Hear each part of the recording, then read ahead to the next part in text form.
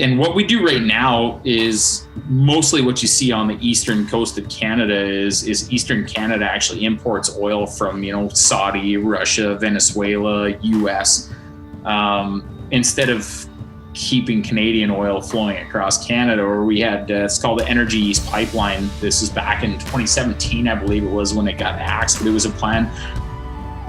I'm Miriam Hoffman, a full-time college student living in Carbondale, Illinois, and you're listening to the Vance Crowe Podcast. Welcome back to the podcast. I'm glad you're here.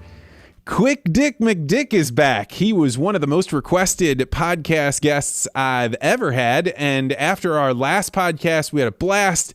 Several months have passed, many things have happened, and I decided to invite him back on. So during this podcast, we talk about his comedy, and if you've never seen one of his videos, you should check it out. I'll put it in the show notes below. He's probably one of the only YouTube videos that I watch just purely out of entertainment, just to laugh, just to relax, just to see what Quick Dick McDick is up to. So I really highly recommend you check it out. We're going to go to this interview with a guy that not only has a sense of humor and is constantly creative, but is also deeply invested into the energy future of Canada. So towards the end of this interview, we get into an in-depth conversation of what happened when the pipeline was canceled with Biden, and what does this mean for Albertan families and the way that Canada is structured as energy dependent on other countries. It's a very interesting interview, and I'm glad Quick Dick came on to talk. Before we get to that interview, I want to throw out a little note. You'll notice during this interview, I talk about the Articulate Ventures Network. This group is running and rolling, and we are really doing some cool stuff. Just today, one of our members announced that software code that they were inspired to write because of the group, and they were pushing forward on starting a new business, not only has been sold once, but sold twice. And that kind of goes with that old visualize value line, build once, sell twice, and you're on to a capitalistic adventure. And so that's the type of stuff that's happening with members in the network. So if you're thinking about getting around a group of people that'll push you to do things that you've always wanted to do, but you don't quite know how, think about joining the network by visiting network.articulate.ventures. Also, one of the classes that we have up online is about Google Ads and how to make that whole system work. And I know that there are tons of videos out there that I spent quite a bit of time trying to watch, and I always give up because they go into such great detail that really all I want to do is get something up and off the ground and then learn from there. So my executive producer, Ben Anderson, got together with another partner, and they put together a 1-hour class on how Google Ads work. And I highly, highly recommend this class. It is quick, fast-paced, will get you started, and will give you a way to think about using the Google ad platform, which is probably the most powerful ad platform in the world, to your own benefit. So if you're interested in that, go check out store.articulate.ventures, and on there you'll find a class all about Google AdWords. So without further ado, we're going to head to the interview with my man, Quick Dick McDick. Quick Dick McDick, welcome back to the podcast. Geez, thanks for having me, man. Great to see you again. It's been quite a while, hey? Yeah, it's funny because I actually see your face all the time, and so I have the sense that I'm talking to you all the time. But you're right; it's been like 10 months since you came on the podcast the first time. Yeah, it's been a while. I think I think the grass was green or something like that last time we talked. But man, lots has happened. Congrats on the young one. That's just great news to hear, man. Always love hearing about little people coming into the world. So yeah, she's a little quick now. We were already listening to him. We're doing the first few feedings, and I find that if I have some sound on, it kind of calms her down. And she's a little quick, man. Awesome. Love to hear it, man. That's great. No, that's fantastic. How's things down south in the lovely U.S. of America? Well, so we're in a totally different world than Saskatchewan in that it has not snowed or even had freezing rain even one time in St. Louis this year. So it's gotten below zero, but not that much. And so that's no fun, man. Like, how do you like? I think the best part I like about winter up here is that you get serious beard frost, and it turns into a competition. Like most people, change pictures of, I got this temperature, I got that temperature. And then there's like the group of guys that have beards, and it's like, who has the biggest icicles hanging off their beards while they're outside. So it's a testament to two things, that you've got serious moisture in your breath that's coming off and that you're in the coldest temperature. But yeah. So who's the poor bastard in Saskatchewan that's like me, that if I tried to grow a beard, like I could have some tufts coming off here and some off on the right chin? Okay, I'm not allowed to call out names because it'd be publicly shaming them. So I can't really. But my family's pretty lucky. I've got an older and younger brother that actually grow better beards than I do. Whether this is a good one or not, I'm not sure. But yeah, there's a few guys that you can tell. There's the guys that grow the goatees that they're like, well, I can't fill it in here. And then there's the odd guy that just rocks a big handlebar mustache because they can't fill in the chin or something. It's about working with what you got, right? So, but man, there was, I got to say, there's this one guy that manages, so it's a community pasture that's right close by, which is like kind of a community lease where everybody brings their cattle to graze. It's crown land owned by the government and stuff. But I mean, this guy was like a solid 12 out of 10. I mean, he had eyebrow frost, eyelash frost from the nose down to the mustache and the beard. It was pretty impressive. It might be worthy. We should start an award show for the best beard frost in Saskatchewan, I think. And whoever get the most going would be the winner, obviously, right? You'd get no competitors from down here. Like here, the big thing is people have a beard from like sometime in the beginning of November till the first of the year, and then they're all shaved off and everybody's clean cut to go into the new year. So I've been holding off on, well, I mean, obviously COVID restrictions have got things to the point where you kind of can't get it done. And then I'm kind of holding off because I think if ever comes the day that I need to escape social media, I can just shave and no one will know who I am. So this is a good startup question. Our past interview, we had a good conversation about what you were doing in your comedy videos and how all this works, but you've now had a lot more time making these observations around small town Saskatchewan, around rural Saskatchewan. What I would imagine that level of introspection, in order to be able to put out the number of videos that you have, ultimately changes the way you view the world around you. Would you say that it's different? You think about things differently? Yeah, it's absolutely. Yeah, it totally does. You know, man, especially with what's going on. I mean, you can kind of conglomerate social media and COVID almost together with what's gone on in the last little while. But man, things, I've really noticed it. I mean, I haven't been doing this for a long time. Like, I mean, you know, just over a year here now that I've kind of been putting videos out kind of thing. And I've noticed even since I started doing it till now that people get very sensitive and ratcheted up on social media. I mean, obviously probably with a longing for information that they're trying to look for due to, you know, the COVID pandemic and restrictions and things that are going on, and a few political things as well. But I've really been being I wouldn't say, you know, careful, but I mean, conscious of what I'm putting online, as far as content goes, just because of what's happening in the world right now. And I mean, I guess I don't really mean to use it as an example, but when you look at what happened with the Trump supporters and everybody that wound up storming the Capitol and some things, there's some crazy things happening out there right now. I mean, you spend a better part of the summer and into the winter seeing, you know, a lot of riots happening and things like that. And I feel it's just more important now than ever to really be conscious of what you're putting up. And I even feel like in the last year, some of the things that I would have put up that people would have looked at as, well, that's just kind of a goofball with a comedy channel, now is like their tone has kind of changed of what they're watching. And even you see it in a lot of the comments on your videos and stuff like that. And you're just like, man, you just got to be really conscious of what you're putting up.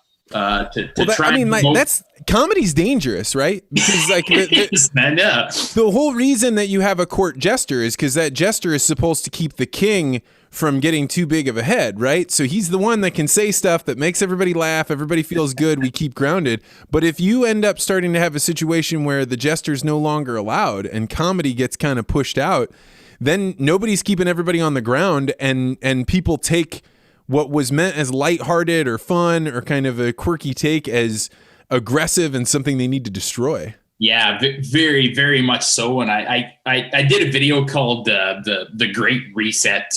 And I mean, 90% of all my videos are geared at just getting people laughing and even laughing about what's happening. You know what I mean? Because you need to be able to, and I've always said this from the start, I'll always say it until apparently if what I'm doing is a comedy career or whatever it is over, you need to be able to laugh at stuff, right?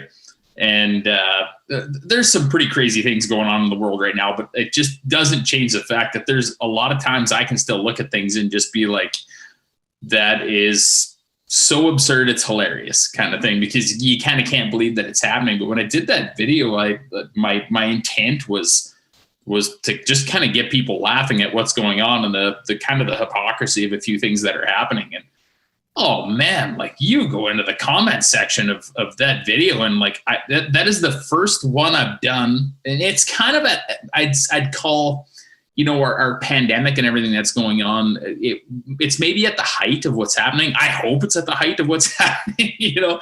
And I had to take an obscene amount of comments down just because you're starting to get like hate comments and violent comments and everything. And I can't have somebody commenting in a comedy video that I made about politics in Canada to stretch the necks of politicians. Like, you have to take that stuff down, right? And that's never my intention of any of the stuff that I do. I just, you know, kind of want to make fun of the reality of stuff that's going on and then move on. I think there's a lot of comedians that do that, and maybe I missed the mark on it, but I've watched it over a few times and I'm like, well, I'm not trying to rally up a posse here to go down to the parliament buildings and dethrone people. You know what I mean? Yeah, I think like one of the reasons I like your videos so much, I was thinking about this the other day. One of my favorite videos that you did, there was a scene where you're talking about the tie downs or the straps.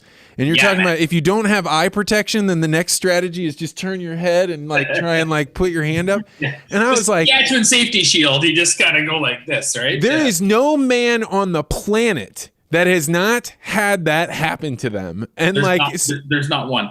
Side note, I had like 12 to 20 moms, you know, message me on different social media and stuff and be like, I wish you wouldn't put stuff up that for my kids to see, kind of thing. And I'm just like, hey, I'm not trying to encourage unsafe behavior. I'm trying to make fun of stuff that I've seen my dad do. You know what I mean? So wait, people gave you shit about that video?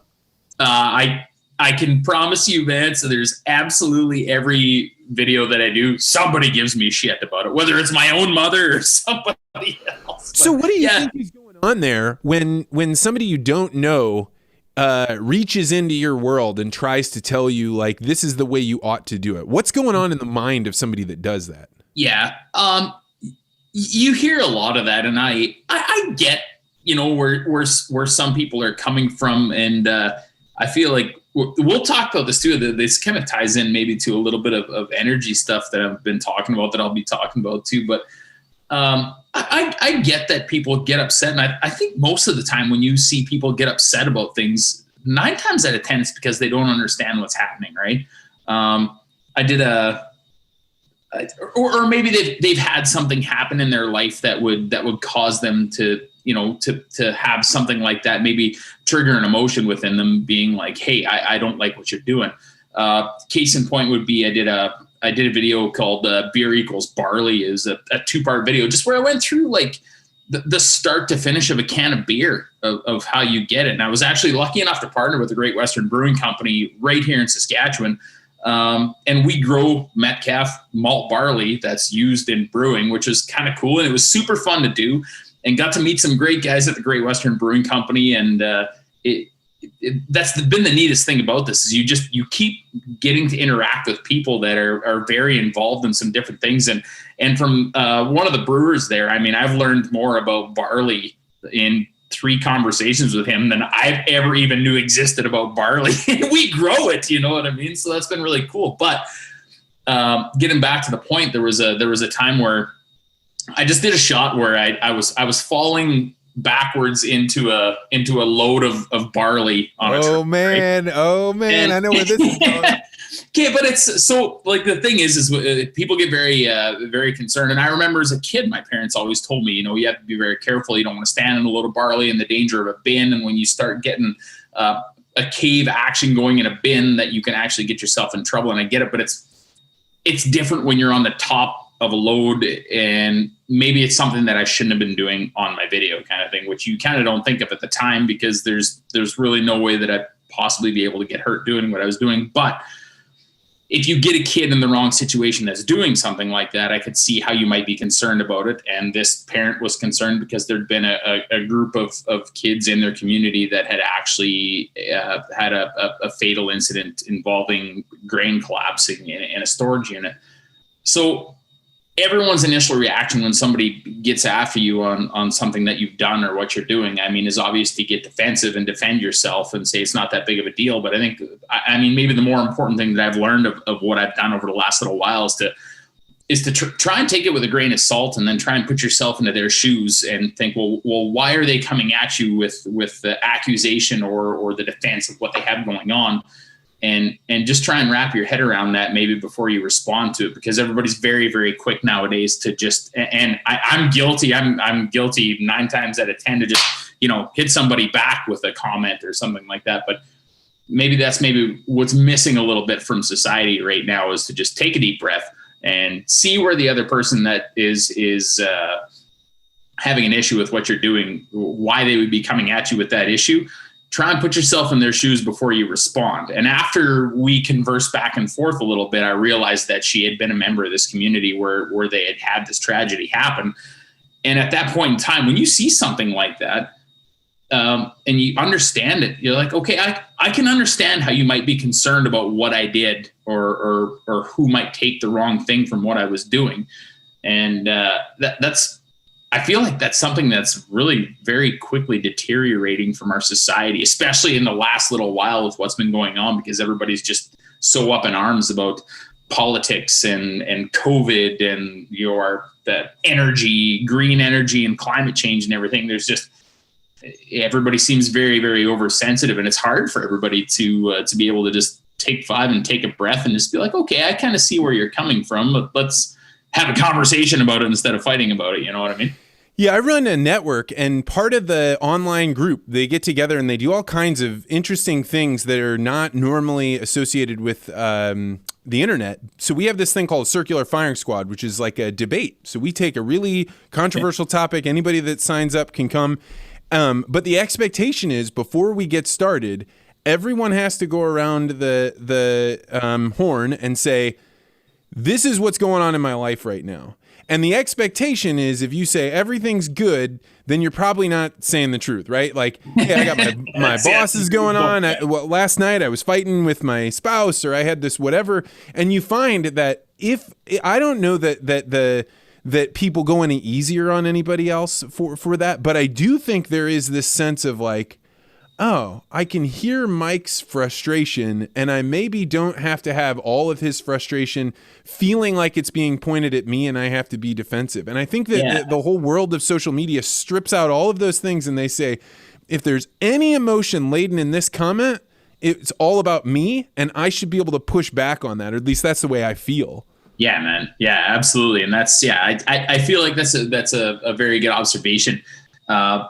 You really see it in people, and that's if you dig a little bit past the comment that somebody's making, it's maybe it has absolutely nothing to do with them, but maybe it has something to do with somebody that they're very closely involved with, or somebody that they love, or a family member or something that's experiencing hard times kind of thing, and you're attacking the hard times that they're feeling, and thus so you retaliate with defense, and defense usually is anger before anything, which shouldn't be the way it is, but it's unfortunately human nature, right? So you get with a lot of these videos that I do, and a lot of the stuff that I cover, and I've kind of pulled off a little bit. I try and do I call it a ratio of like 1 to 4. So I'll do if I'm covering something sensitive or political or something like that, I'll do a video on that kind of thing, which is, my videos are my opinion, I'm not speaking on behalf of somebody. I'm not speaking for Saskatchewan. They didn't elect me to do that.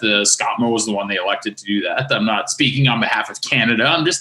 I'm speaking on behalf of me, and probably just a couple of farmers that I know that are close by here kind of thing. And I just try and make it light and funny. And then I'll try and, pit that against 4 videos that have nothing to do with politics or anything, that are just slapstick, can we all just hang out and laugh kind of humor. But the crazy thing is that I've noticed in the last little while with a lot of the stuff that I do, specifically over the past, I'd say 6 months, has been, I can put up a video about, I did, let's use today for an example. I put one up and it was just a goofy video, maybe a little bit offside, which I do from time to time, about, I was talking with myself, trying to figure out how my wife had got mad at me, kind of thing. And all I said was what I was thinking. Nothing related 10 inches of wood in between your legs, I think, right? Yeah, that's the one. Yeah, I'm impressed. You watched it, man. Thanks, bud. But yeah, it's just absolutely nothing to do with politics whatsoever. And I have at least, 20 comments in the queue that trace back to COVID or the government or something. And I'm like, how are we tying this together?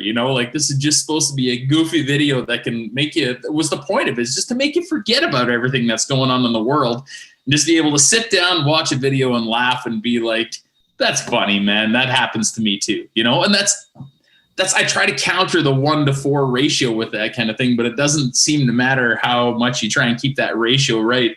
There's a few people that they just got to do it. It's like they're addicted to bringing what's happening to them that day. No matter what you put out for content, they want to bring that into that conversation and address it. And it's kind of sad that that's where we're at. I get that people are cooped up in their homes and a few different things and they're shut down. And maybe that's the only place that they have where they can bring out their transgressions and everything. But man, at some point in time, we got to be able to look at something and be like, we don't need to make that political at all. That's actually hilarious. And it's okay for me to just sit here and laugh at something completely silly. You know what I mean? And I think you're in the weird position that you went from being relatively isolated, right? You were living in the oil fields and then you're in Tufnell in Saskatchewan. Mm-hmm. And then you have tens of thousands, hundreds of thousands of views, if not comments. How have you been able to handle that huge swing between pretty much anonymity, lonely lifestyle to people believing they need to tell you their views on XYZ political issue? Or I guess I'm a little bit spoiled in what's gone on in my previous career in the oil field. My last about 7 years, I'd say, were spent actually managing people. And I guess in a way it kind of groomed me for what's going on right now, because I had a lot of drivers and employees and, mechanics, office admin, you name it. You had a lot of people that were kind of getting after you and looking for answers and a few different things. So I've got quite a bit of experience dealing with people and maybe even people reacting out of emotion and stuff. And it was, I guess, in a way, some good training for what I'm doing right now. As far as day-to-day life goes, Vance, nothing's really changed in my life in the last, I don't know how many years. I mean, I guess I haven't been browsing for a girlfriend in the last little while, which is kind of strange to me, but I mean, being alone is no shocker to me, kind of thing. It just, I seem to spend a lot of time now, instead of answering, questions and emails and text messages from customers, drivers, transload facilities, a few different things or whatever. It's just kind of, it's just kind of shifted over to, some people on social media. And I'm not going to say, kooks or whatever. There's some kooks that get in there and send messages and stuff, but there are so many good people that follow me and have great inputs on my channel, and they feel like they're a part of it, which is what I want it to be. They feel a part of it, and they'll tell their story on how what I've put out relates to what they did. And I don't have the opportunity to comment back to everybody all the time, but that's the positive part that comes out of this. You're always going to have people that are, a bit obtuse with you and that are against you and want to challenge what you're doing. I've dealt with that my entire life, and I'm not a stranger to it, but I feel like the more rewarding part of it is when you have people that are like, even if someone comments on a video that I put up, whether it be on, Twitter or Facebook, whatever, all these different places that you put it. But if somebody just messages or puts a comment on your video and says, I needed that, or that made me laugh, or thanks for the chuckle this morning while I had my coffee. That's the point. that's why I'm doing this. And that's why I do this is, some parts are relevancy to what's happening around us kind of thing. And I'm glad that it brings stuff to people's attention that they didn't know what was happening, but in a fun and funny way so that they feel jovial and okay about it when it's over and done, and that they type that comment, be like, I needed that. Not that I need a comment or anything from them, but it's good to know that you're connecting with people in that aspect of things, that it makes them feel better. Cause that's the point. You know what I mean? Yeah. It's funny because as you're saying that, I'm like, man, I can't tell you how many times I've literally laughed out loud to your videos and never thought to comment. But my comment back to what you were saying, man, it's okay. but I actually was thinking about like the days that I have that are the best are not the days when a client comes through or some big project comes through. It's when somebody writes me and says, oh, I am so glad I shared that with my wife and we talked about this and this is what we took away from that guest. And I just wanted to let you know it made me think of this story. Like there is literally nothing else like that, because it's one of the major feedback benefits that you get from this. I'm going to have a conversation with you and we're going to share it with 1,000 people, a couple thousand people. And if somebody writes back on that, it's just like a huge breath of fresh air. Yeah. Yeah, absolutely. It is. But like, I guess at the same time, I'm not the kind of guy that lives by the comments that are on my, channel or anything. You put it there kind of thing. And I'll be straight up with it. There's been some times where I'm just like, instead of like having to go through and try and like all these comments or show people that have seen them or anything like that, there's like been more times than not where I've been like, I'm disabling comments on this one so that I don't have to manage them kind of thing. But that's not fair of me to do, because if there's people that I'm like, I have a huge list of people specifically on my YouTube channel that it's the same people coming back and leave a comment. And I really try and get back to those people because, maybe this is their channel to be able to get out of their mind or be out of where they're at and just have some fun. And like what you said, like I really like hearing that you laughed out loud at something, because that's the key to everything. And we talked about this last time we chatted, is laughter is just the key to everything. And that's really what I strive to do to people, and is to make them laugh, because it's so important. And that I kind of always know when I have a good episode coming up, or if I'm working on a good video, because it'll be, 2 a.m. or whatever, and I'll be sitting there editing away and I'm killing myself laughing while I'm doing it. I get joy out of a lot of these too, because I'm like, this is funny, and I'm glad lots of people think it is, because how terrible would it be if I was just like, I think this is the funniest thing I've ever done, and then you get like 4 views and 10 thumbs down on it, and you'd be like, okay, maybe this wasn't the funniest thing ever done, Yeah, but in a way you did that, right? You did that in the beginning where you put it out there and you're like, I don't know if people find this funny. Maybe I'm just a weirdo. Yeah, man. It was kind of crazy. I guess I'm just kind of taking over and interjecting here a little bit. It doesn't matter to me. I'd hit my 1-year anniversary, and I'd been uploading every Monday at 6 a.m. for 1 year. And there would be times where, and like, too, like when you try and upload a lot of stuff, like it's stressful, and it's a lot of editing, and it's a lot of everything. Right. And it's not just pushing one button, like, oh, I'm done getting it together, now I'm going to upload it. There's so many details. People have no concept. So much to it. And now you've got a little kid running around too. So you're trying to shuffle that in there too. Right. And I totally get and respect that, man. But, so I'd promised myself that I was going to get to that 1-year anniversary. And there'd been a few weeks where there'd be something, Remembrance Day or Mental Health Awareness Day or something like that, where I'd be like, I'm doing another video this week to draw some attention to that, because it's an important thing to me. The Terry Fox run and a few things, like there's things that are important to me that I want other people to not only, be able to recognize, but understand why they're important to me, and maybe how they could incorporate it to being important to them as well, if it's the kind of value that they cherish, right? So I put out a mess of videos, and I hit that Monday, and it was just like, it was like a huge weight had been lifted off my shoulders, which I don't know why, because I was the one that set the Monday upload rule for myself. It's not It's not like some corporation's paying me to do this or whatever. I get a couple $100 out of YouTube a month, but that's about it. So I'd done it, and I was like, I'm done. I'm done until March. Like, I'm going to take this huge break, but it turned into a part of my life a little bit. And I found that it turned into a part of how I kind of find my internal happiness a little bit too, is to share my internal happiness and laughter with people. Right. And, I'd gone, everything was perfectly fine. We were just coming into the Christmas break, and we were actually filling a canola contract to Yorkton, which is an hour away from here. It's typically where we haul our canola to. And I was like, man, I didn't do anything for Christmas. How could I leave all my followers without some kind of a Christmas video? And I was just thinking to myself how I really, really dislike Christmas and Christmas carols. I'm the worst Scrooge on the face of the planet. Christmas isn't my thing.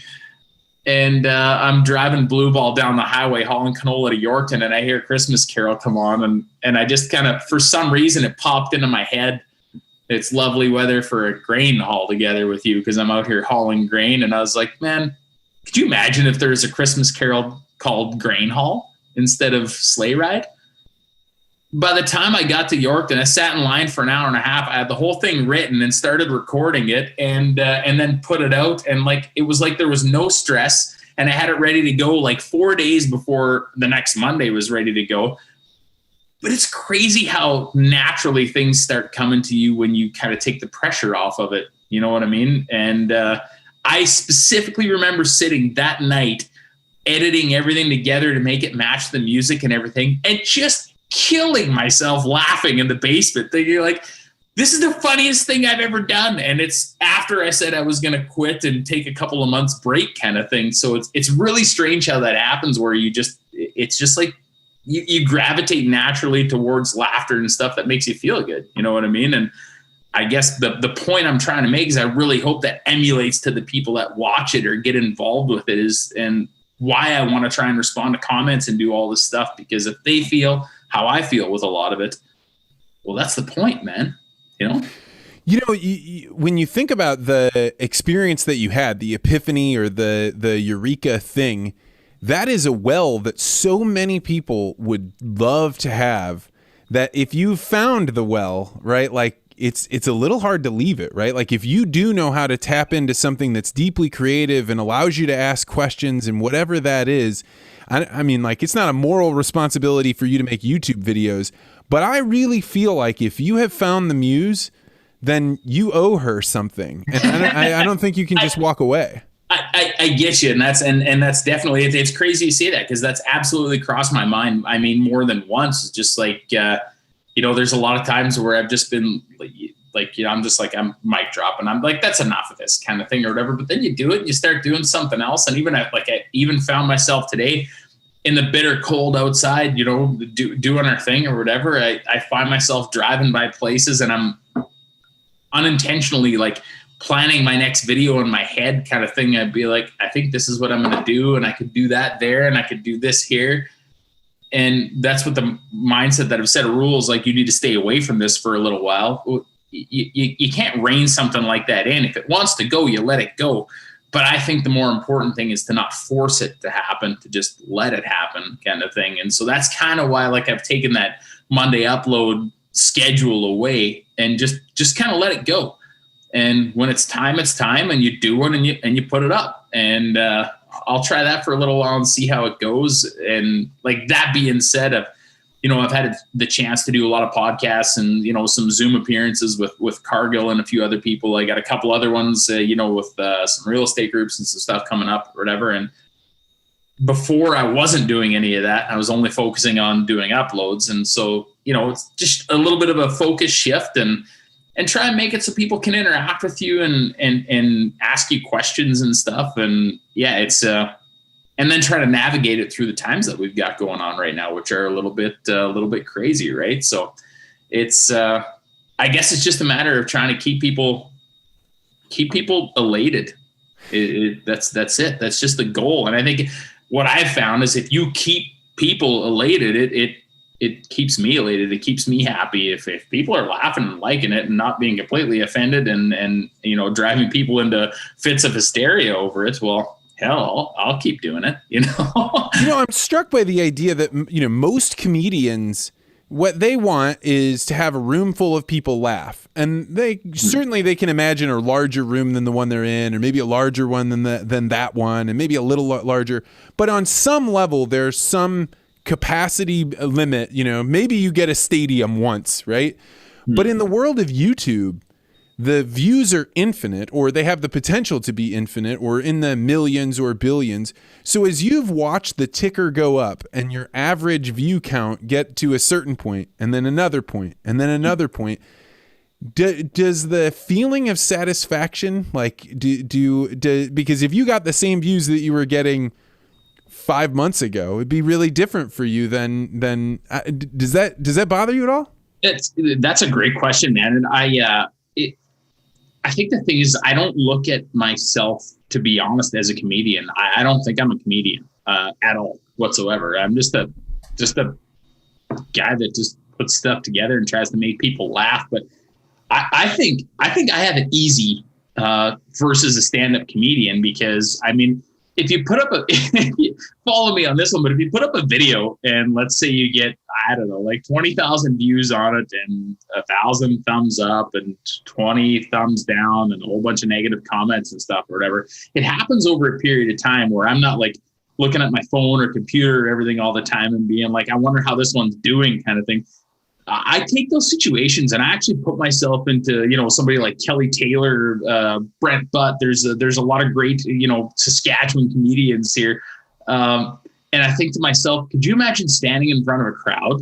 You don't wait for your reaction or how many views it's going to get or how many laughs you're going to get. It's right there. You're vulnerable standing in front of a room of people that are like, hey, make me laugh, funny man. And if you don't, it's like your job and your requirement to make them laugh and entertain them. Whereas if it's me, I just put it up and you either like it or you don't. And either way, I kind of don't give a damn. You know what I mean? Because I'm going to go feed cows tomorrow, whether you like the thumbs up or thumbs down it. But a comedian, that's their job, man. And I have so much respect for stand-up comedians that go and work rooms and work crowds and they're able to adjust their shows versus what's happening and what kind of reactions they're getting. I have so much respect for them just because I can't imagine how vulnerable you are in front of an audience, and they need to be okay with that.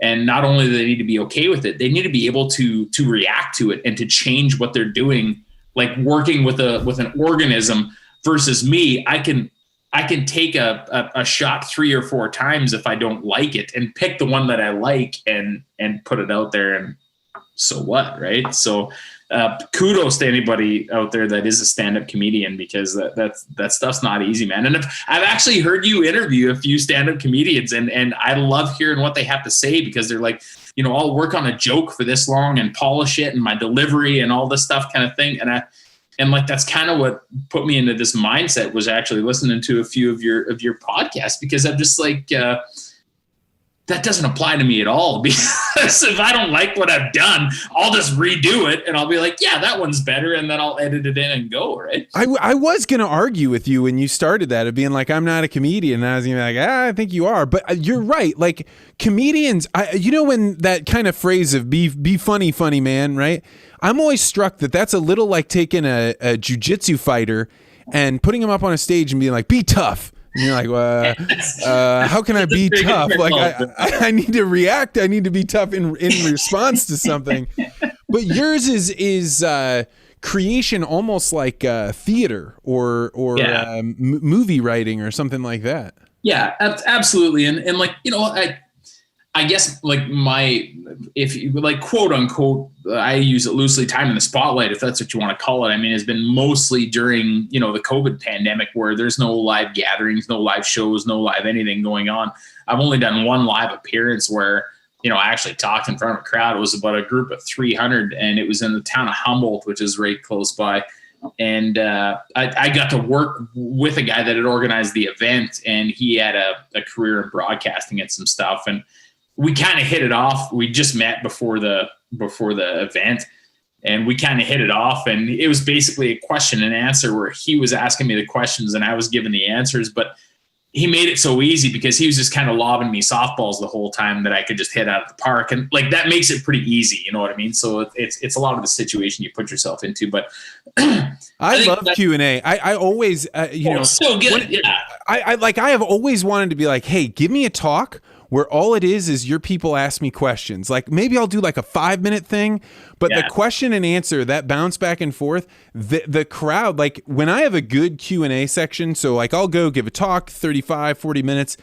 But when we do that Q&A, if we get in a groove, like we will fire off and go into subjects that are way edgier than I would ever put in a regular presentation. But because I can feel the crowd, then I'm like, oh, I can walk out a little further. Oh, I can walk a little further. And man, I got to tell you, I really miss that about pre-coronavirus world. And I could really see it. But like, I mean, that's why you've done so well at a podcast, or whatever, is because you can make people feel comfortable, talking to them and asking them questions and stuff. And that's the same thing. Like you can test the depth of your water when you're in a crowd kind of thing. And there's something to be said for somebody that can work a room and feel out what's going on and how far they can push things or to keep a conversation going. I think that's maybe one of the bigger differences about what I do kind of thing is a lot of the topics that I cover too. Like I've stayed away from the COVID side of things just because of the huge economical, mental stresses that it's put on people's lives.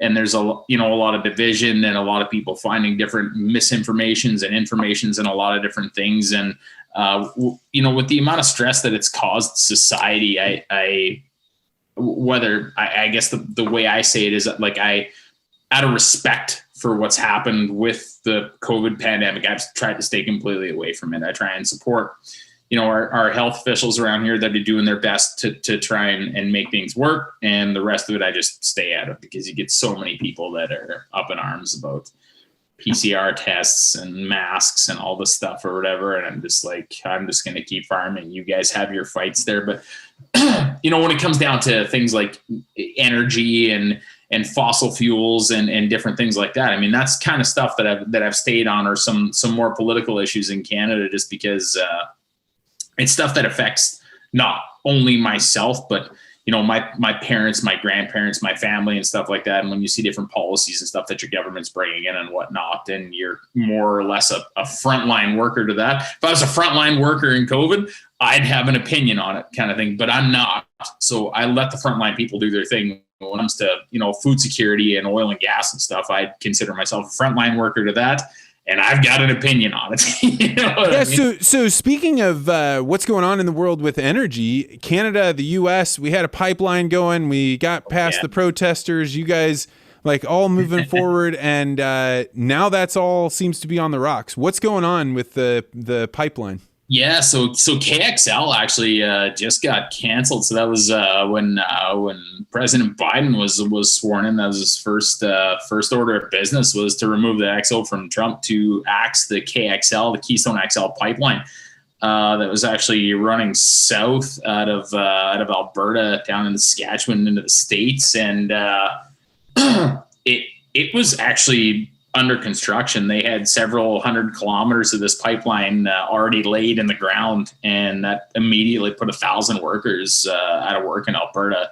I'm not sure where your guys' numbers are south of the border, but it put quite a few American workers out of a job there too.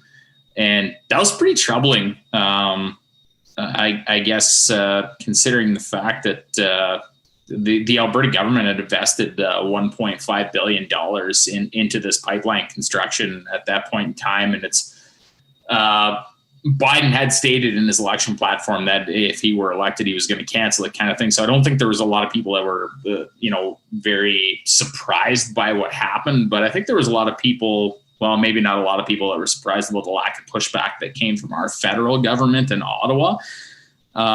We just seem to have a very, very anti-pipeline, pro-green movement government in power in Canada here right now. That's really been inflicting a lot of pain on our energy industry in the last little while, as far as fossil fuels go. So oil and gas, right?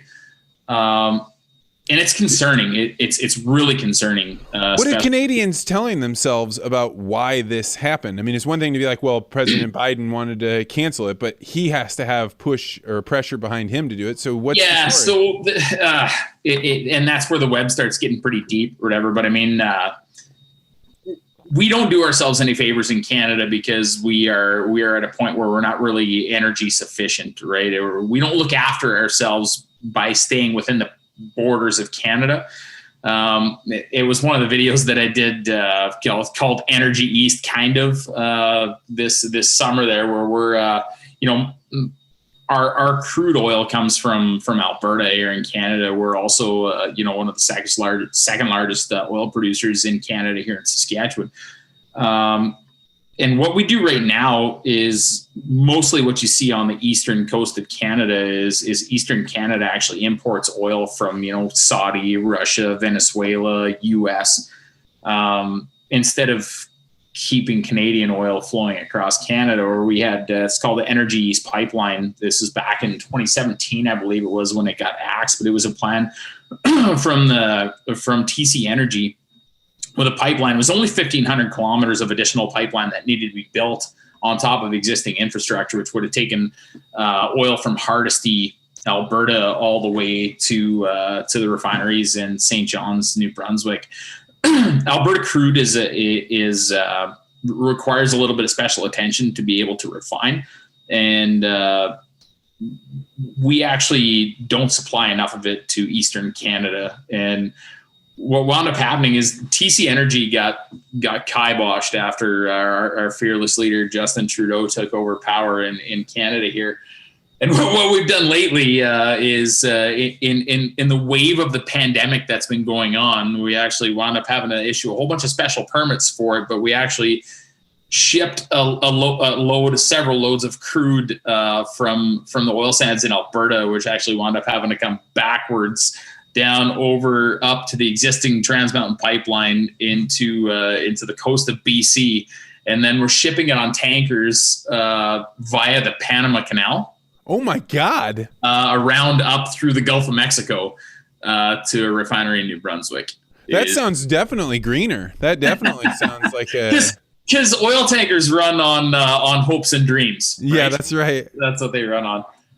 So it's a little bit frustrating, the fact that KXL was designed, because the oil that's going down to the States is going to go into the States no matter what. It's just the fact that now, since KXL has been axed, it's going to go back onto trains, and it's going to continue to go down to the States, because we're kind of gridlocked in Canada. And like, the only direction for our oil to flow freely right now is down into the US. And you guys are in a great spot because we're kind of energy locked. You get our oil for pennies on the dollar. And what's happening now is, instead of just going through the KXL, which is actually scheduled to be carbon neutral as soon as it came online in 2023, and they actually had plans by 2030 of the KXL compressor stations, pump stations, being powered by renewable resources by 2030. So this is basically going to be a zero emissions pipeline that was being created. And we've axed that now, and we're gonna see it all loaded onto train cars again and start running down the States on trains, on tracks. So I've seen you wearing your tinfoil hat in your shows. What's your tinfoil hat story about why this is? Because it doesn't happen by accident. Yeah, it's pretty upsetting, and I guess I don't want to get too far into the tinfoil hat stuff with what's going on, but I mean it's just the fact that if you follow the money on who owns tankers, on what gets shipped off of the west coast of Canada, who owns stocks and rail companies on which the oil is shipped down into the States. And if you look into a lot of these things, I mean, I'll let people look into whatever they want to, kind of thing. But if you look, it's called the Yellowstone to Yukon movement, and a few other things where you see environmental groups that are actually against pipelines for environmental reasons. If you look at it, there's a lovely, lovely lady in BC named Vivian Krause, who is actually very good at following funding on different environmental groups. They are funded by some people that have very, very deep interests in oil from Canada not going to foreign markets on our coastlines, but rather being run down to the States at a discounted rate. So her name is Vivian Krause. Fair questions. She's a great follow on Twitter if you're on Twitter, but there's been some pretty crazy things exposed as far as the Rockefeller brothers and Tidewater and a few different things. Like the things that you're saying here, like I know firsthand that is no shit.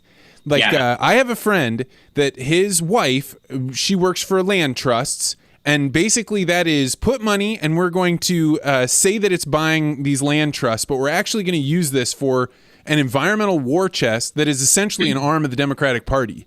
And it is to the tune of like hundreds of millions of dollars, of which are always like by the time that money hits the streets, it's going to fund that bus to get a bunch of people to show up at a pipeline. That is like, this is not conspiracy. I know this is going on. It's straight up, and that's kind of why I don't get too far into it, because I mean, this is straight goods, and it's actually kind of scary as far as I'm concerned, considering the fact that when you see a lot of the protesters that we see on a lot of these, even with the Coastal GasLink pipeline, a lot of the protesters that were there rallying support, standing in solidarity with the Wet'suwet'en to shut down the Coastal GasLink pipeline, which actually takes natural gas from Groundbirch, BC out into Kitimat to be liquefied and shipped off to Asia to actually help combat climate change by replacing coal-fired generators with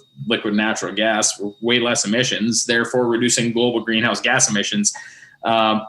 These groups are not associated whatsoever with the Wet'suwet'en tribes, and most of the indigenous people that you actually engage with that have the opportunity to be involved with a lot of these pipelines that are set to go through their communities support them, because they actually have economical upticks in what happens with them. They get jobs, they get revenue off the pipelines.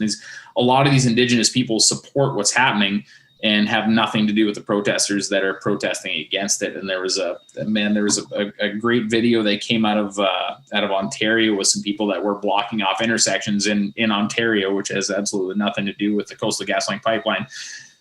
Being asked, so like, why are you so against this pipeline? What's in the pipeline? Well, it's oil going through the pipeline is what they would tell you. It's not oil going through the pipeline. It's natural gas, right? It's a group of people that are completely out of touch with what's going on, that are paid to be there to keep us from getting our resources to the coast. And we're really heading down a track where we're going to find ourselves in a situation where we're in energy poverty for the simple fact that we're not doing what we should be with our own natural resources. And people think that that's hyperbole, right? But there have been no shortage of countries in the past where they grew plenty of food, but then through their trade policies, through bad decisions, through government like interference, those people starved to death. Yeah, and that's terrifying. And like I would bring to everyone's attention right now is Enbridge Line 5, which is another thing that's happening here right now, which is scheduled for May 1st, which actually runs through the Straits of Lake Michigan. It's scheduled to be shut off effective May 1st is what's happening right now. I believe Enbridge is working legally to keep this from happening. But right now we ship crude from Western Canada down through the States through Line 5 to get around to Quebec and Ontario, which logistically, as the crow flies, it's shorter to go that way than it is through Canada. But there we are again with a foreign nation that has the interest of fuels of what Ontario and Quebec are supposed to be receiving within their grasp and control. That's a pretty dangerous situation to put your country in, as far as I'm concerned. And that would have been solved with Energy East, with 1,500 kilometers of pipeline that was planned and ready to go, that actually got shut down by the very provinces that are supplied by Line 5 right now. So I don't want to see it, but I feel like there's a very dangerous day of reckoning coming where we're going to see very, very high fuel prices in Eastern Canada, Ontario, Quebec specifically, And the only way that's going to be combated is to bring more tankers in from places like, the Venezuela, Saudi Arabia, and different places. And we continue to put ourselves dependent upon other countries' natural resources, on top of which we sit in the top 4 in the world, which I just, if you ever ran a farm like we run our country, you would not be farming for very long. Oh, yeah, man. I just heard our new Treasury Secretary that was quoted as saying, the way that we're going to get the budget back on track is that we're going to print and spend more money until we can get healthy, and then we'll get that. And it's like, no one else gets to operate like this. No one else gets to say gravity doesn't exist. I'm just going to fly to the moon. We're in a and we have a little bit of I'm not going to sit here. I guess it's changing gears a little bit here, but I'm not going to sit here and say that I'm a drill all the oil, mine all the coal, wreck all the lakes kind of guy. That's you'll never find a farmer, or to be perfectly honest for that matter, a person that's involved in oil and gas in Canada with that mindset. There's a very few select group of guys that have got their jacked up turbo diesel that like to video coal rolling out of their passenger side and saying F you Greta as they do it kind of thing. There's a very small group of people that are like that, right?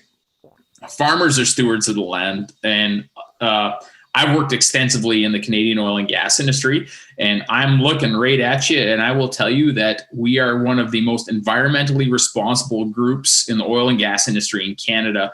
I've worked with safety hands. I've worked with environmental consultants. I've seen cleanup crews going in. It's reclamation that happens here. Everyone wants to focus on what's not been reclaimed at this point in time, but I get it, but it doesn't change the fact that we are very, very environmentally responsible here, to top of the world in our energy extraction. So when you say that, right, like a good pushback here would be to say, well, oil and gas, they got more money than God. Why is it that the other people's propaganda is better than your propaganda about that? Why are they winning? I think it's kind of a mindset, and I think when you get as far as I'm concerned, when you get into a lot of this green energy thing, and like, keep in mind, this is of course my opinion, right? When you get into the green energy thing, this is another part of the economy where there's a lot of hype and a lot of people that have huge money invested into going into these green technologies and things. I'm not going to sit here and tell you that all the green technologies on the face of the planet are bad. I honestly believe we do need to be leaders in green technology and to pollute less. I don't like jumping on the climate change is not real or climate change is real kind of thing. I like to keep myself grounded with saying we need to pollute less is how I like to look at it, right? You could find 8,000 different studies on either end of the spectrum of what's happening with global warming and how far back are you going. And I have no time for it. It's just, there shouldn't be a person on the planet that doesn't look at themselves and be like, I can pollute less as a person. And I really wish a bigger part of the planet would look at it from that aspect of things versus, methane, CO2 emissions and everything. Everybody gets so concerned about CO2 emissions that they're worried about what they're emitting versus what they could be sequestering in that point in time. So I feel like it's important to look at it as I need to pollute less. And when you look at green energy, there's no reason we shouldn't move towards things like that. There's a lot of guys around here in the Tuffnell Foam Lake area right now that are, retrofitting shops and seed plants and everything with solar panels and different things. This is guys that can afford it. This stuff's not cheap. You can get rebates back from the government with our quote unquote fancy carbon tax that we have here in Canada right now, which we're not even going to touch on unless we have all night kind of thing. But there's some rebates you can get back on to try and push you in that direction, and that's fine. And electric vehicles and things like that. There's places where you see cities moving to electric buses and electric trains, and I don't not support that. Where it makes sense, where you have the power grid for it, absolutely you should move towards that, especially in provinces like Ontario and a few different places where they actually have a large a hydro power grid and nuclear power grid, which is a very low emissions, zero emissions electricity, right?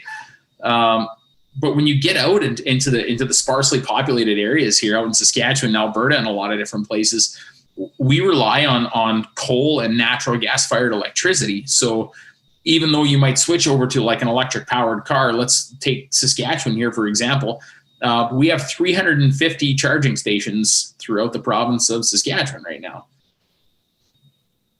Cool, and if I'm going to go from here in Tufnell, I'm actually in Foam Lake right now, spoiler alert, but if I'm going to go from here to the closest city, I'm 2.5 hours away. So all of a sudden a day trip that you need to make turns into a trip that you can kind of make, and then you need to charge, and then you need to get back here. And at this point in time, it's 32 below Celsius, and our power grids barely keep up with everybody's lights, furnaces, and everything that are running right now to try and keep things heated here. Flip it over to the summertime. We have power grid failures here when everybody's running their air conditioning at the same time. You do? Yeah, absolutely, man. Yeah, it's crazy. Yeah. We don't have anything plugged in. We don't have any cars plugged in. We don't have any grain dryers plugged in. We have no combines, tractors, any of this stuff. None of it's plugged in right now. It all runs on fossil fuels, right? So that's why people in the prairie provinces or rural areas get anxious when you hear this huge push to move to green energy, is for the simple fact that we're like, okay, well, guys, that it just kind of doesn't work for us right now.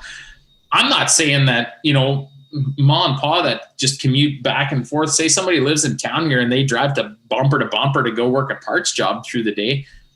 There's no reason that they can't switch to an electric vehicle when the vehicle that they're driving right now eventually needs to be replaced. There's nobody saying that you can't do that kind of thing. But then you get a day where everybody's got their stuff parked outside and it's minus 35 right now. Well, we've got a long ways to go with battery technology before we can actually depend on a battery to get us through these climates, right? Take that out of the consideration and then go into our agriculture circadian rhythm of harvesting, seeding, and all these different things. The amount of horsepower that we need. Yeah, I was going to say that show me the battery you're going to haul around the field that's going to allow you to put a plow into the ground. That's just it. So let's take that. And like, I don't want to sit here and crap on everybody that's like, hey, we need to move to EVs, because like I said, there's places where these things work. And if you've ever drove one, for the time that they run, they're absolutely impressive. And here's a story that I like to tell for EV people that are listening that are all pissed at me right now. We went to some lawnmower races. Now, how much more redneck does it get than lawnmower races, man? Like these guys that have got lawnmowers all hot rodded out and everything and all this stuff. This was in Taylor, BC. And we went there, and there was this one heat that went on modifieds, and there was a guy running a Kubota that was run off of lithium batteries. Okay. And he's in this competition with all these guys that have got these big dragged out, souped up lawnmowers that are going to kick some ass on this redneck circle track where we all drive lawnmowers around. And everybody's doing their warm-up laps, right? The NASCAR, it's all the same thing. They like to pretend they're little NASCAR drivers on their lawnmowers. So they're cruising around doing their warm-up laps. And there's this guy in this Kubota mower that's just sitting at the start line. And I asked my buddy, because I didn't know what was going on. First time I ever seen this stuff, I was like, what's going on? Is he broke down or what's going on? He's like, dude, that's an electric one. Okay. He's like, yeah, so he doesn't need to warm up. He's just sitting there waiting. I was like, plus, like, he can't go do the warm-up lap, because you don't need half the warm-up laps you do. You're doing it to get your chest popped out and be like, I'm a cat. Right? Well, this guy sits there, and everybody lines up, and he absolutely and completely destroys them. Like, the amount of horsepower that you get out of these things is incredible. There's guys running electric sleds, electric motorbikes, and stuff like that. I will not take away from the actual horsepower that you get like that out of those things. It's amazing, right? And there's no emissions until you go back and plug them in. And here in the prairies, you're being powered by coal and or natural gas, whatever, right? But that doesn't take away the fact that technology is there. There's no warm-up laps, and it's just now you've got your power and then you're done. But take that amount of horsepower and apply it to agriculture. Well, we run our air drill 20 hours a day. Where do you plug in? How fast do you charge it? How does it happen? We're running, so that's on our, that's on our drill. And then we're running 29710s when we harvest. And like we're a small operation. When I say we're a small operation, I'm talking a place that's a 4,500 acre operation with 300 head of cattle. We're a small operation here that's feeding the globe, right? So how do you power two 9770s? And then we need 2 grain trucks to keep up to that. We need a grain cart to keep up to that. We're running 2 augers in the yard. You're running lights. You're running bin fans. If you're having a damp fall, you need to be running a grain dryer as well. All of this stuff is all running 20 hours a day. Where's our battery power storage and everything come from for this is my big question to people that push that we can have this done by 2030 or 2050. I'm not going to sit here and say we can't have this done by 2050, and let's say we come up with a battery technology, which is actually a lot of it's by Tesla is being researched in Nova Scotia and Canada here right now, which is absolutely amazing. And I hope that continues. We're going to get better with this stuff over the course of time. But even if you get all of this stuff set up to the point where we can store all this energy, where's that energy coming from? Well, right now here in the prairie provinces in the middle of nowhere, it's coming from fossil fuels. And the only replacement that I've seen from research that I've done, and there might be some guys out there that'll school me on electricity and a bunch of stuff, and I respect those people. The only thing I see that coming from is nuclear energy. And you're singing my tune, man. I agree with that. I just had a guy on that was from the renewable biofuels thing, and we had an interesting conversation. He had a lot of really good points, but still nobody can compete with nuclear. It's not even close. And the danger around nuclear seems to me to be well within our parameters of danger that we allow. Yeah, man. I think we really have a bad stigmatism with nuclear energy because everybody thinks back to The Simpsons and looks to Springfield and the nuclear power plant that's got smoke coming out of the stacks when they do it and a bunch of 3-headed fish swimming around. Well, everybody needs to realize that nuclear energy is no longer Chernobyl or The Simpsons or any of this stuff that it used to be. There's still going to be dangers involved with it, but there's dangers involved in every single type of energy that we use. But when you look at you guys have it in the central parts of the states and everywhere along the states. But I mean, even look at your rail systems that you have. I mean, locomotives are powered off of electricity. It's a diesel generator powering an electric motor that drives that train because of the horsepower that you get out of electricity. These are some of the places where I feel like we should start moving towards with nuclear energy. Like, how much easier, I'm not saying that it's easy by any stretch of the imagination, but you have a track built on a piece of equipment that is on said track no matter what when they go, that's connected by iron all the way across your land. I mean, that's a place where you could be like, okay, maybe we should start looking at nuclear technology here and small modular reactors and things like that. We're starting to make moves on that kind of stuff in Canada here right now too. I'm not a guy that's against any of this stuff, but when we look at our renewables like solar and wind power, those come at a price to our environment as well. I was just talking with a guy who has the windmills on his house, in his property, and he was telling me that they were told when they got them put on there that they would have a 30-year time span. But he's like, we already have 4 or 5 of them that are done. Like they broke it, and he's like, it is going to cost 3 times as much to take the thing down as it costs to put it up. Absolutely. And then what do you do with it once it's down? There's a lot of put it in a mass grave is what they're doing. Because there's a lot of these things that can't be recycled right now.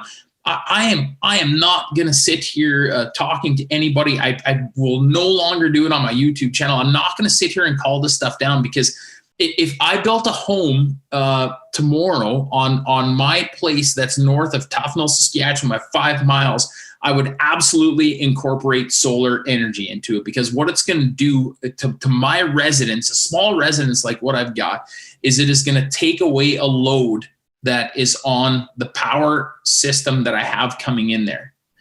I can't rely on it to live though. It's 35 below here right now. And the amount of energy that I use, unfortunately, cannot be stored of what I need right now. We've had no wind for the last 3 days. And leading up to that, we had about a week where we had no sun. You always have to have a backup with these things. And I'm not saying that the technology is not going to get there where we can't store them in batteries or capacitors or whatever it winds up being. But we've also got to look at what makes up a solar panel and what metals are used to make these windmills and everything, and the life expectancy of them and the cost of them. And everybody needs to realize that no matter how hard we try as humans, if we're going to keep living how we live, we're going to emit, and we are going to need natural resources. And we're unfortunately a little, it sounds morbid, but we're kind of a cancer on the earth. We can reduce our footprint of what we do. But I think the biggest thing that we have going on right now that's a huge problem in our society is that we're so polarized to either side of what we believe needs to happen to go forward with life.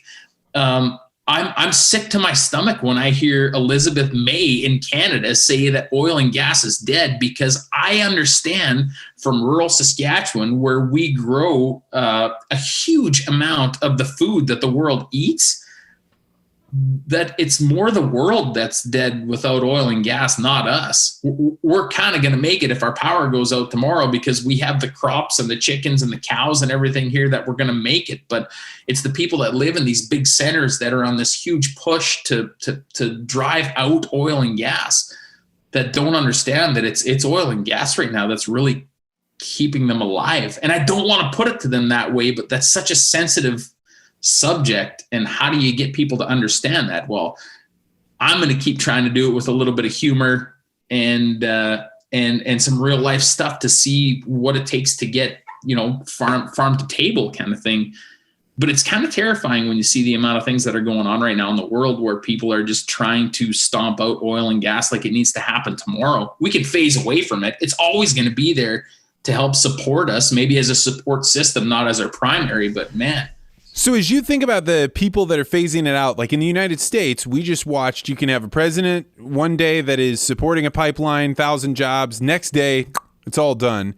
Yeah. Is that possible in Canada as well? Do you have executive orders when Trudeau were to get supplanted? So you would call them now. I mean, I would want to consult somebody that's, obviously when you get into governmental hierarchy and a few different things, there's a lot of very serious process in it. But from what I would understand is order in council and people passing things by way of regulation, I believe is how it happens in Canada here, which is actually fantastically what happened with our gun ban when it came through. Side note.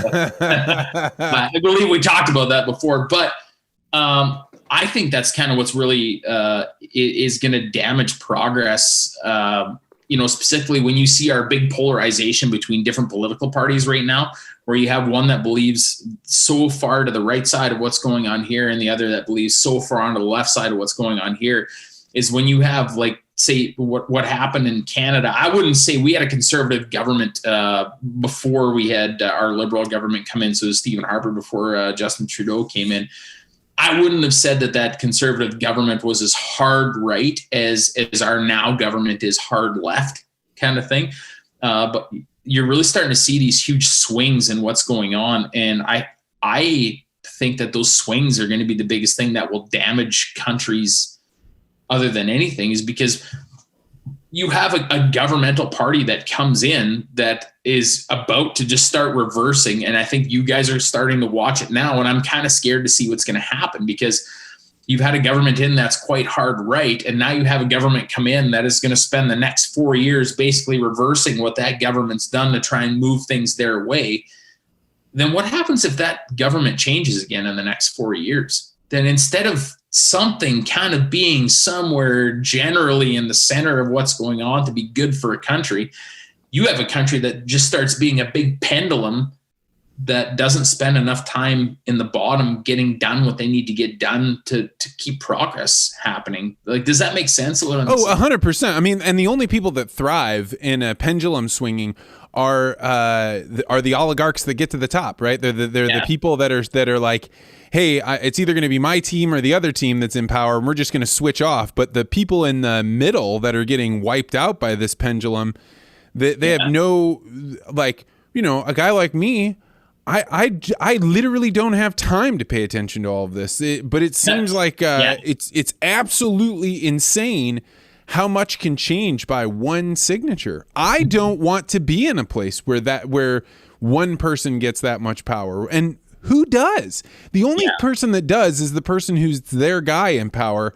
But the next day, if it's the other guy, then you don't want one person to have that power. Yeah. Yeah, absolutely. I totally agree, and you're starting to see a lot of that happen in a lot of different countries, not just here in Canada or there in the U.S. right now, in the country of Canada or the U.S. or anywhere in the world. I mean, it's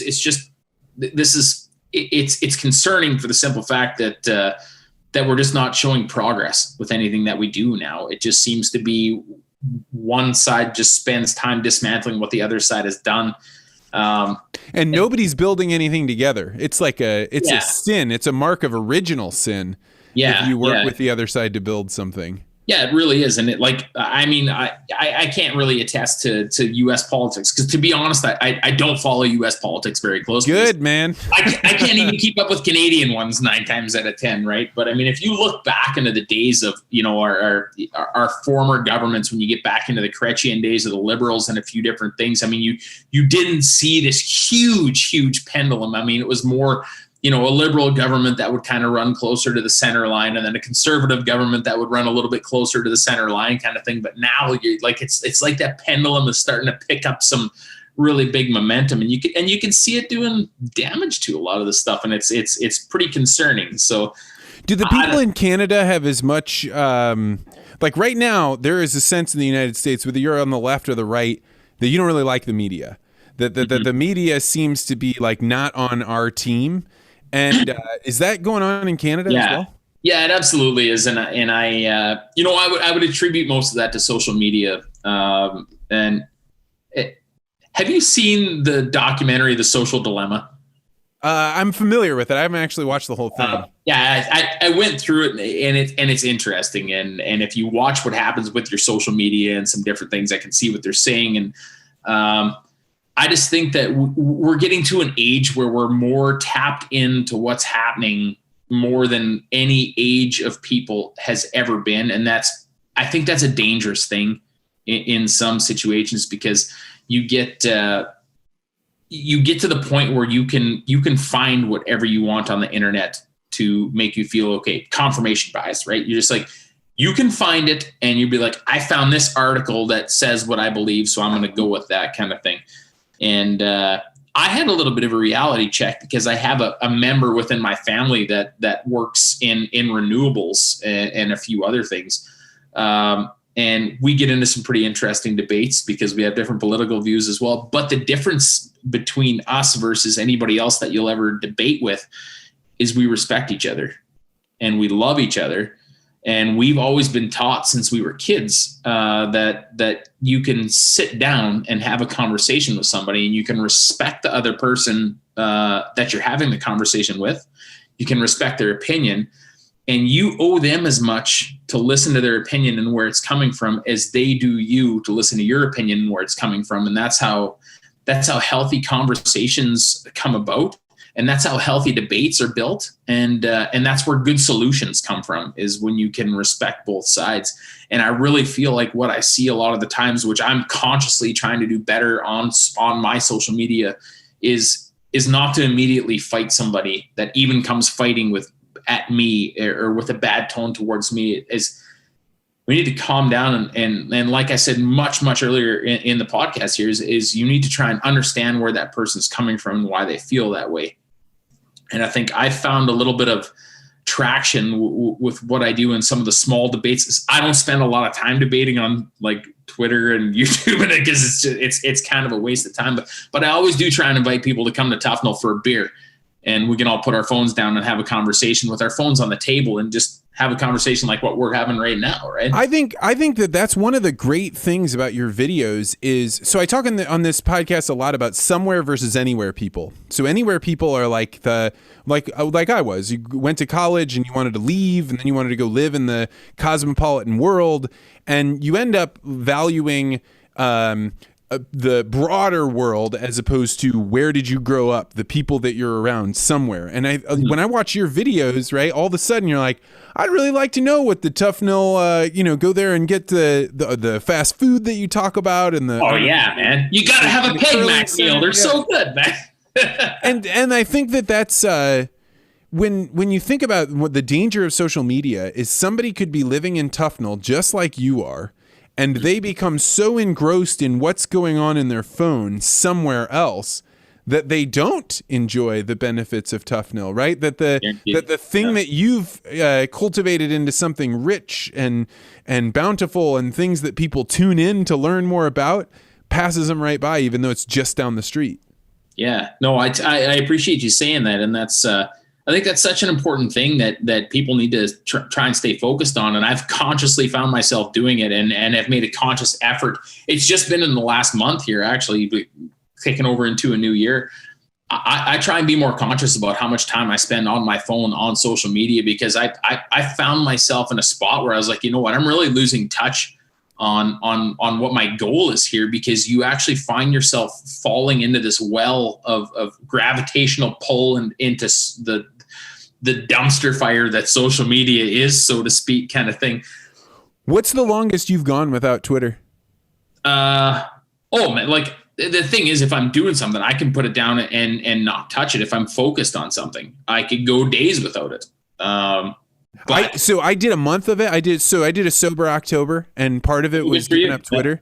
Yeah. And the sensation I had the first night, I was eating this great meal, and it tasted like sand, because I was like, it's so boring. I don't want to be looking at Twitter right now. You gotta cook better, man. Use some spices and stuff. I was using I had an arm roast, like an ossobuco thing. It was great, but it was shocking to me to wake up in the middle of that experience and be like, wait a second, this food is great. Your wife is right there. Your baby's right there. Yeah. You're just like, because I think it was harder to resist the pull of social media like Twitter than it was for me to quit smoking. I guarantee you it would be. And like, it's literally a magnet that pulls you in. You know what I found that does me really good is there's two things that I have found that I'll do, and they both kind of involve animals or whatever. But number one is I went hunting the last 2 days of whitetail season here around Dublin, and your notifications are shut off, everything's shut off, like your phone is off, you're hunting. It really brings you back in check with what's happening around you and just how interesting the world is that's around you, because you see things that you're always distracted by, kind of thing or whatever, right? And the other thing that I've found is that it's spending time with my parents with COVID restrictions in Saskatchewan here right now. I'm actually my parents are about 8 miles away from where I live here right now, and like it ties into hunting, because it's one of the pastimes I've always had with my dad is we'll get together and we debone the deer that I got, and we process the meat, and we cut out some roasts, and then we started calling it Sausage Sundays, where we're going to make 30 pounds of sausage this Sunday, kind of thing or whatever. But that's kind of the rule, is you shut your phone off and you get rid of it, and you crack a couple of beers and you just hang out and not be influenced by the outside world. Man, I would suggest everybody take breaks like that. It doesn't have to be hunting or making sausage or doing anything, but it needs to be time where you spend an extended period of time away from the magnet of social media and just do what you're doing. You don't have to post a picture of what you're doing. You don't have to text a selfie to your friends being like, not much, just doing sausage with BMA kind of thing or whatever. Just put it all away and just be alive on the planet for a little while. And you'd be surprised what it can do for your own good, right? Well, man, it is late at night for me, but I am really grateful that you were willing to sit down in a negative 25 degrees Celsius night and chill and talk for a little while. Hey, it's plus 20 in here thanks to oil and gas. So for people that this is their first time hearing you, how can they find more about you and see your show and all that? All right, yeah, well, good to meet you. If it's your first time listening to me, best place to find me is on YouTube. At Quick Dick McDick, just how it sounds. You type Quick Dick into YouTube. Don't type it into Google, because you might wind up on some terrible sites there. I tell you what, I told an ambassador today, the U.S. ambassador to the World Food Program, that I was interviewing you tonight, and he looked shocked that I was interviewing a guy named I was expecting him to be like, I know Quick Dick, and then he was like, oh, have fun with that Quick Dick. It's that's the best place to find me, man. I got everything on a playlist there. You can start from front to back on Quick Dick McDick Unlimited.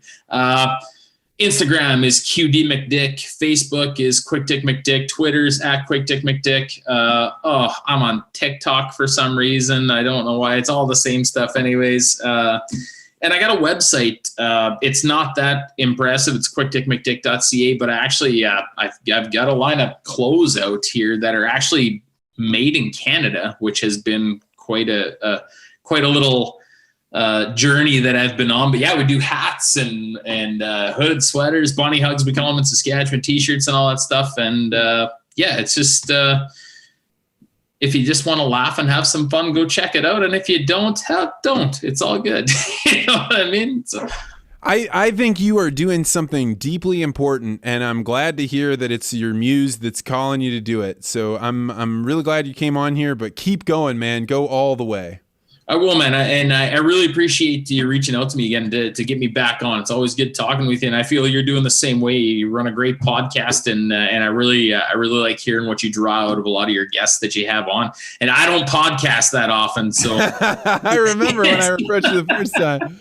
All right, man. We'll catch you later. Yeah. Great to catch up with you, man. Take care, Vance.